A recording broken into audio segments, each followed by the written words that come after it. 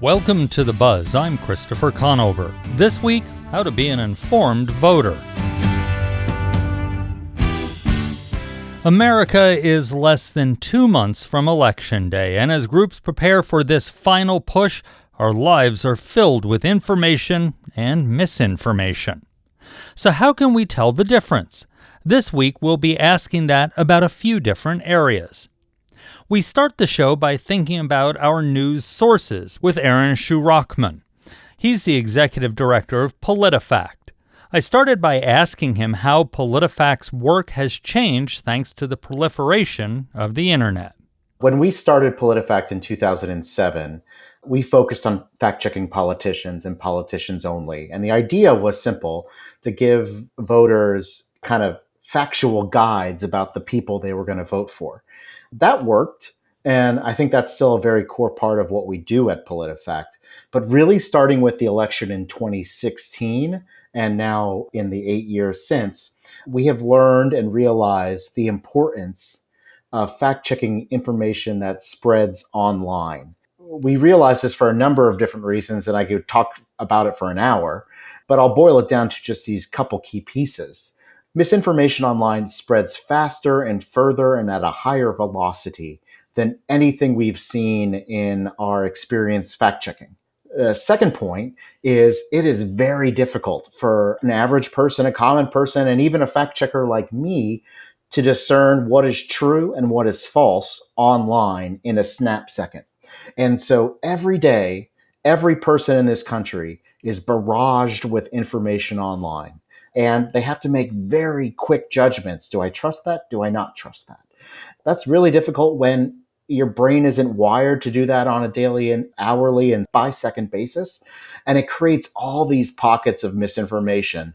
Some of them are about really small things, like, is there a Taylor Swift concert coming to my city? Or what's going to happen to my football team this year? But there's obviously lots of misinformation about really important things, whether it's immigration or tax policy or scams when it comes to how you spend your money. And really, the decisions we make are only as good as the information that we base them on.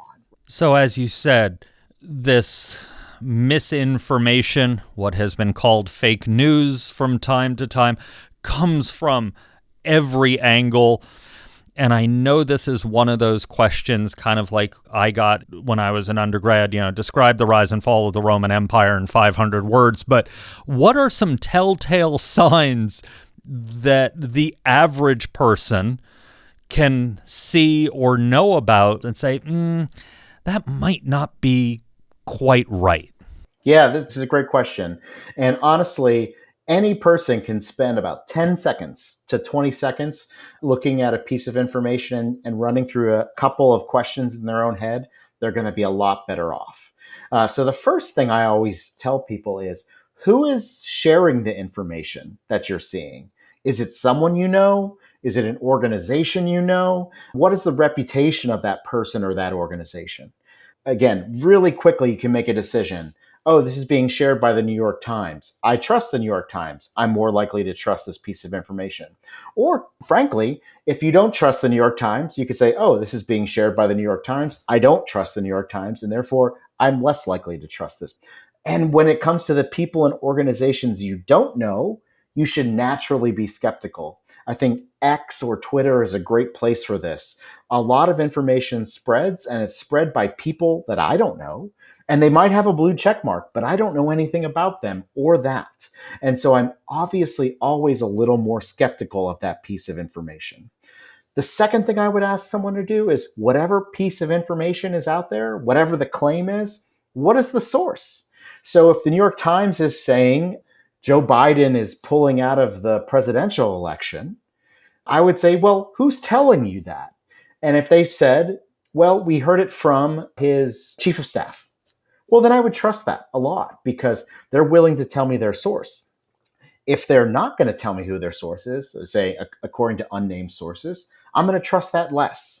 These are the things we can make decisions in snap seconds. It doesn't require us to do any Googling or any additional research. The last thing I would ask people to do is, whenever you see something online that you disagree with, you are naturally skeptical. I'm a big Eagles fan. If I saw a story saying that they're going to be terrible this year and they won't make the Super Bowl, I'm skeptical of it because I'm like, you don't know the Eagles. I know the Eagles, right? We naturally have that skepticism. We need to apply that same level of skepticism to the stories that we agree with because that's what misinformers are really good at. Let's take 2020. It's a great example. A lot of people thought Donald Trump won the election. They wanted him to win. And so if you wanted Trump to win and you saw a story that said the election was rigged and Trump actually won, your brain wants you to believe that to be true, even when it's not. And I guess it would go without saying that just because you see it a lot of places doesn't make it any more true. We had the whole, I don't even know if I want to call it an incident or what I want to call it, regarding vice presidential candidate J.D. Vance and a couch. And the person who started that rumor said, oh, no, it's not true, but it's still out there. Absolutely. So any piece of information can spread really fast, go very viral. That actual story is interesting just because it originated as satire, essentially, right? It was made up to be a joke. And just think of the game of telephone that you could play as a kid growing up. As you would pass down a piece of information from ear to ear, as you hand that piece of information off 10, 20, 30 times, the story is going to change. In the case of this, the label disappears. So, it started as a joke, but by the end of the train, it is no longer a joke and people think it's real. The other thing that's happening in this space particularly is there are ecosystems of content creators. Some maybe consider themselves journalists. Some might actually be journalists. I don't really want to label them one way or the other. But basically, there's these systems that try to propel each other. And so if one story is written in one publication, it will essentially kind of feed into 30 other publications. And that just kind of builds a momentum. Often it's kind of a false momentum. So then it does create this like, oh, look, lots of people are saying this news or repeating this claim. And that's when I go back to like, we have to understand what reputable sources are. I think the new player, it seems, in all of this is artificial intelligence. We had an example of it here in Arizona, a political Substack, which is generally pretty trustable, to say the least, used Kari Lake, the Republican running for Senate here, and they did an AI of her doing a video endorsing the Substack just to prove how quick and easy it is. And they labeled it as AI, and they said this never happened. They were just trying to prove the point. So for the average person, how do you know when something is actually real, when it's video or a recording or a photo? So this is very hard, and this could be very scary. People are naturally inclined to believe things they see with their own eyes. And that makes a lot of sense. In fact, it's something we taught as a fact checker at Media Literacy. Don't believe a story so much because someone heard someone else said something and typed it down in an article. It's much easier to believe with your own eyes or your own ears. AI is going to test us there a lot. My advice to an average voter would be, one, don't be so fearful. Don't go retreat to the place that is, I can't believe anything I see online because it all could be AI generated. I think that's not a healthy place for us to be. I want us to have natural skepticism about everything we consume. And I think what I would say naturally is now that should include images and videos, right? So there was images going around recently of Kari Lake giving a speech before a Donald Trump rally. And the teleprompter was saying, get off, Kari, Trump is coming on and all that stuff. And whereas before I would immediately say, yep, that's accurate. That's what happened. Today, I would just have a natural layer of skepticism saying, is someone messing with me here? In that case, I believe it was true. I'm not saying it was an AI image, but I still think we can have that layer of skepticism. I think that's really important. What I will also say here is that the technology companies that are using and benefiting from these AI tools have a fundamental responsibility, in my opinion, to build guardrails to help the American and worldwide public understand what's true or not. You mentioned know where you're getting your information from, know who you can trust. We like to say that you can trust us. A lot of legacy media says that. But how do people know that we're saying you can trust us, but you really can? Are there any clues that people need to look at, even with legacy media? I think the primary onus is on media organizations themselves to differentiate themselves from the bad actors that are online. And so to me, good journalists are radically transparent about their funding, and they're radically transparent about their sources. At PolitiFact, if we publish a story, it will include a link or a source, every source or every link that we looked at in coming to our conclusion, so that anyone coming to our website can actually follow along in great detail about how we reached the conclusions we reached. Similarly, we list every donor to our website over $1,000. Those are two little things that no bad actor is ever going to do. They're not going to tell you where they're getting their money from, and they're not going to take the time to explain their source material, obviously, in many cases, because it does not exist. Journalists, I think, we fell prey a little while ago to the concept of chasing clicks. And I think in the chase of clicks, which was a chase of revenue, a lot of us did, I think, harmful things that, especially in our posts and social media and online to try to get people to click. We actually wrote the playbook for those that are seeking to misinform our communities by showing them how to make posts go viral by putting leading headlines on posts and things like that. So really, number one, we got to get away from that completely, right? We got to be mission driven and purpose driven, not kind of click driven. I think we've accomplished a fair amount of that. But then secondly, how can we quickly differentiate ourselves for anyone looking at our copy or our stories online versus any other piece of content? People should be able to quickly tell the difference of quality. And I think that's a really good sign that would separate journalism from something that is less than. All right. Well, thanks for spending some time with us. It's been great chatting about the facts and the truth. And I love doing it and can't wait for the election day to be over and to go on a vacation. you and every other one of us who's in journalism. That was Aaron Shue-Rockman, Executive Director of PolitiFact. You're listening to The Buzz.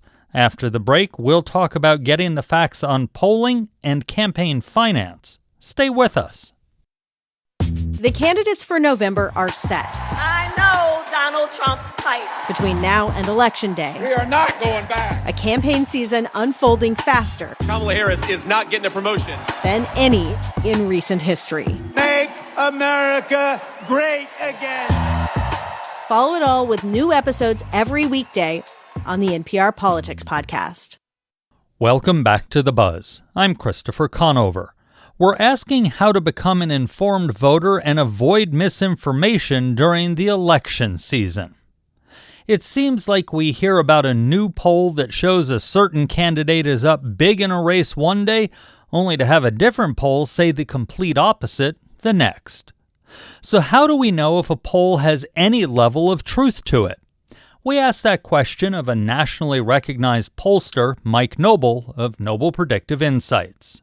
That's a tough question because devil's in the details. However, when you look at polling, I think probably the simplest terms I could say for people is that I wouldn't just look at what the headline says. If able to, I would try to go to the article or find the poll to actually look at it to see some of the information on it. Because I think what we're finding right now is that because of the 24-hour news cycle, I'll see, for example, like after one of these big events that happens, and I'll see a poll that goes, oh, Harris, gets the big bump from convention. Then I'll see another one saying, hey, Harris actually lost a little ground from convention, or there was no bump.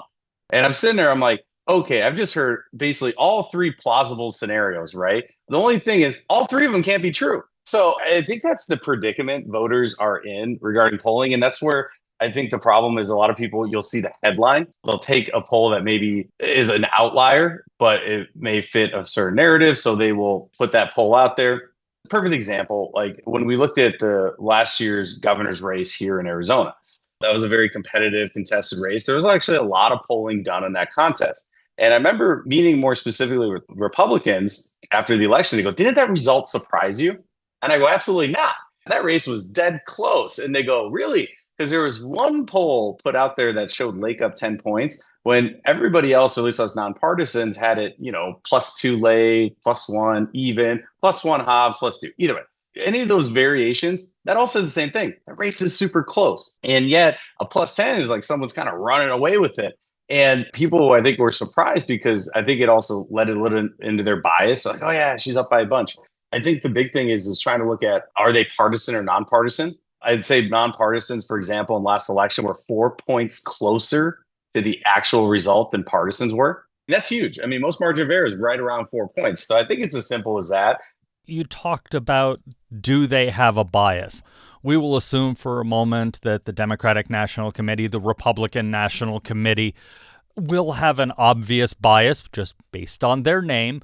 But what about these other polls out there? How does the average person tell whether or not this poll could have a bias? And I don't want to call anybody out necessarily by name, but there are polls out there that we know have a strong lean, shall we say, one way or the other. Correct. I think first is, are they partisan or nonpartisan? Typically, the media has done a pretty good job of saying, hey, this is a Republican firm, Democratic firm, or nonpartisan. So there's one. Two is that also looking at, well, what is their sample size when they were in the field? For example, so if the poll was done weeks before, especially if they're in the field, I'd say more than 7 days, I would be suspect because a lot can change, especially nowadays politics, a sample size. And then also, I think really the big thing is reputation. Like if you haven't heard of the group before, I would be more suspect of it. There are more of these fly-by-night operations compared to groups that have been doing it for a while. Like, for example, I've been doing it for a decade. When you talk about going in the field and what polls are looking at, we had a question actually someone submitted to us and said, what's the difference between a poll of likely voters and a poll of registered voters? Does it really make any difference? And I said, well, I'm going to be talking to Mike Noble, who's a pollster.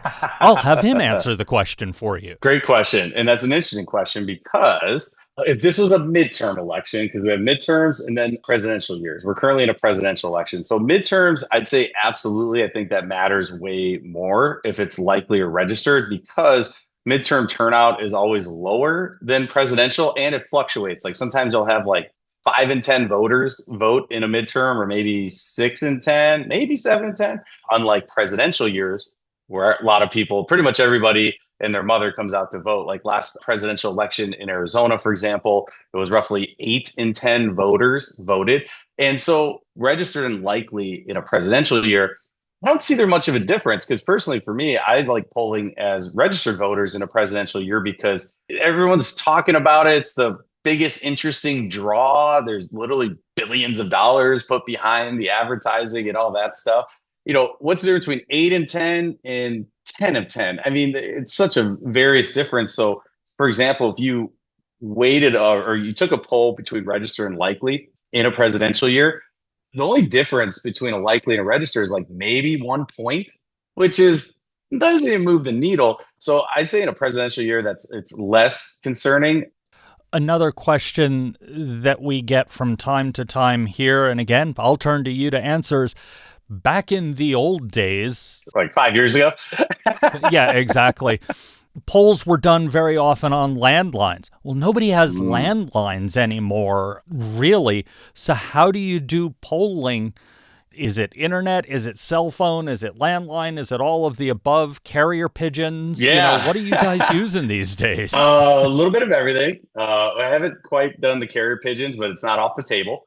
Because if it's effective, we'll use it. However, no, it's a good point. So what happened is that landlines, for example, like I personally for us, we stopped using them probably about 6 months ago. I think it had its use with an older population, but even with that, the response rates are so low because a lot of people have landlines. Doesn't mean they actually use them. Did you know with a lot of utilities, when you do those package deals with like internet, cable, and phone, it's literally less expensive to have a landline, even if you're not going to use it. So what's happening right now is that you have generational differences on how people interact with different technology. For example, someone under the age of, let's say, 30, it's like almost impossible to get them to talk to a live human being. Someone older than 50, they're happy to talk to a person, right? And so you have like, you can't use live callers for that younger group, but they'll text you or they'll take the survey online. And also you just have to spend more effort on certain groups that are lower in response rates. Like let's say, for example, people that are non-college educated to college educated. So kind of like blue collar jobs compared to white collar jobs. If you're a white collar job, you're sitting on a Zoom meeting where, you probably got your screen off, not doing anything. You can take a 10, 15-minute survey, right? But when you're framing a house or pouring concrete, you can't exactly spend 10, 15 minutes to take a survey, right? So right now it's a mixed mode approach, mainly because different technologies, different modes work better with different audiences. And at the end of the day, whether you're using carrier pigeon or live callers, anything in between, I think the onus is the same on a primary researcher, is that we got to get the right audience, a good mix of them, and make sure the data is accurate. You just said something interesting. People may not realize if they haven't been contacted for a poll, 10, 15 minutes to do a survey. This isn't a one question. Who do you like in the presidential race? Who do you like in Arizona's U.S. Senate race? Thanks so much. Click, the call's over. There's a lot that goes into getting those responses. Correct. With your survey, I'd love to just do like a one question poll, but the problem is, first is like, you got to qualify them. Let's not use the presidential election. Let's use something a little bit more under the radar. Let's say like a county supervisor's race. County supervisor, there's a lot of stuff on the ballot. First is you want to qualify, if you're trying to gauge actually the state of that race, first is likely supervisor voters. So I would want to qualify them, like how likely are you to vote, not in the general election, but like how likely are you going to vote on the supervisor's race? Because they might not fill that out when they're doing their ballot. They may just do the federal races, a couple others, and be like, I'm done. Next is you also need to have a couple other questions, I think, in there outside of just, let's say you're asking the horse race question. Like you want to ask, like, I don't know, let's say presidential job approval. Basically some other questions that are asked very frequently, because you use them as data checks to see if, hey, do you have a good sample here? Because for example, if you're doing a district that's pretty split evenly between Republicans and Democrats, but yet on your generic ballot, you find like 70% of your respondents are, let's say, Republicans. You're like, okay, I think I have a little unbalanced sample here, right? And so that's the thing, is that with you only ask one question, you want to know, and of course some demographic questions, because you're going to want to know where male and females are. Because again, there's just certain trends, certain truths we know. And that's why we want to make sure that you have these quality checks. And I hate polling if you don't have those quality checks. So like, I just want to ask one question. I'm like, you can, it's just, we're not going to really maybe have as much confidence of knowing it's right, because we got nothing really to check it against. You just kind of have to trust it, which for me, it's, I guess, like saving a buck, but like, what's the point of saving a buck if you're not confident in the result? Because here's the point about polling. Polling is used to make strategic decisions. And this is what campaigns do. It's basically their intelligence. Polling tells you where you're strong, where you're weak, but then where's that opportunity zone and what's the right message to that right audience. And so it pretty much guides all your strategic decision making, but yet it's probably one of the harder to understand because, again, it is a little complicated. All right. Well, thanks for helping us educate the voters for a few minutes. Yeah. Polling's wonky. Apologies. I think my simplest thing, because I get asked this question a ton, and as a pollster, but also as a voter, I would say the biggest thing is trust, right? Like, do you trust the name? Like, hey, have they been accurate before? I think that, honestly, as simply as I could say for voters, is look at it that way. And there are some really good trusted sources out there, but then there's also some bad actors. So I think trying to separate between the two, I think will do them the best service. That was Mike Noble of Noble Predictive Insights. Joining me to wrap up this week's show is the Buzz producer, Zach Ziegler. So, Zach, before we launched this show almost 6 years ago, and in the early days of doing the show, you and I were AZPM's government reporters. You on the city and county level, me on the state and national beat. We've done a bunch of stories and series together on how campaigns are paid for. Where do those reports come from? In general, it depends on what the person is running for as far as their office. If they're running for something at the county level, I would go and look on the county recorder's website. For a city or a town, the clerk's office would handle those things. And since you handle the higher up levels, I will let you take that fun. Sure. So on the state level, that falls to the Secretary of State's office, and you can see everything from when someone's running for governor, to Secretary of State, to the legislative races, and even things like ballot questions and issues like that. On the federal level, which includes the U.S. House, U.S. Senate, and the presidential level, well, thanks again to the internet, it's now all up on the Federal Election Commission website. And for people who want to go down rabbit holes like you and I have gone down before, Zach, and will go down again probably in the next few weeks, you can go on that federal website, look at candidates, races, political action committees. You can even search names of individuals to see who they gave to. So there's a ton of information that's available. You just have to take the time to wander through it. Yeah, and I will say those reports, like you said, they are dense. They come out quarterly, so you're not getting all the information at once. So unless you're pretty handy with, say, Microsoft Excel or Google Sheets, the best bet may be to go through an intermediary. There are some popular sites like opensecrets.org for federal level races a lot of times, or here in Arizona, actually, we have one that is seethemoney.az.gov. Those are pretty handy if you're trying to break down some of this information. Exactly. Like you said, it can be a little dense. Now, we received a question from a listener, Meg Wiesner, and Meg asked us about the Corporation Commission race that's going on right now, and she wants to know what the status of the Stop Dark Money law is and if we can get an idea of who's donating in that race. Yeah, and that is one that you always worry about. I remember the first election I covered at AZPM, I covered a Corporation Commission race where there was some concern about who was donating to certain candidates' races, and it turns out that Pinnacle West, the parent company of APS, was putting quite a bit of money into that race. I get the worry. So the good news is that the Stop Dark Money law has gone into effect. I actually just a bit ago was on the phone with Terry Goddard, who put that through, and he was helping me look at these disclosures. So you go to the Arizona Secretary of State website, look under the Elections tab, then go Campaign Finance, and then Voters Right to Know Act. That was the technical name for this. From there, you can look for a group, see who gave to them, see their intermediaries, and who they then sent money on to.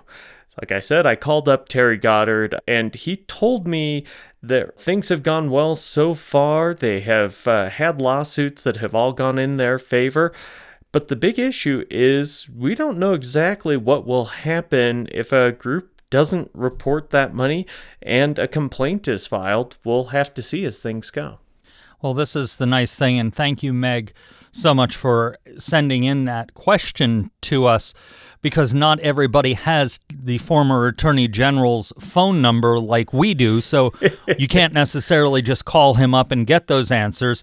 But if you have questions, the rest of you, our audience, have questions this election season, please send them to us, and we'll call former Attorney General Goddard or whoever else we need. Or maybe you have a question for a candidate, because we'll be talking to a lot of candidates between now and Election Day.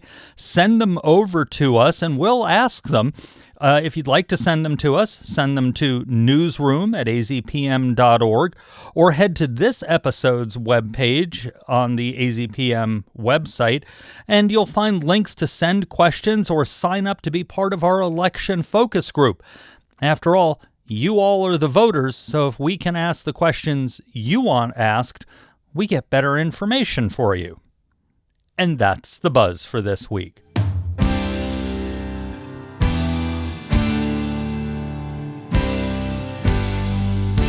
You can find all our episodes online at azpm.org and subscribe to our show wherever you get your podcasts. Just search for The Buzz Arizona.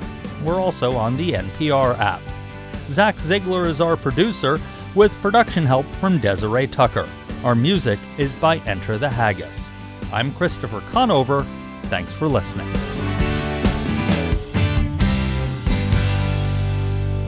EZPM's original productions are made possible in part by the Community Service Grant from the Corporation for Public Broadcasting and by donations from listeners like you. Learn more at support.ezpm.org.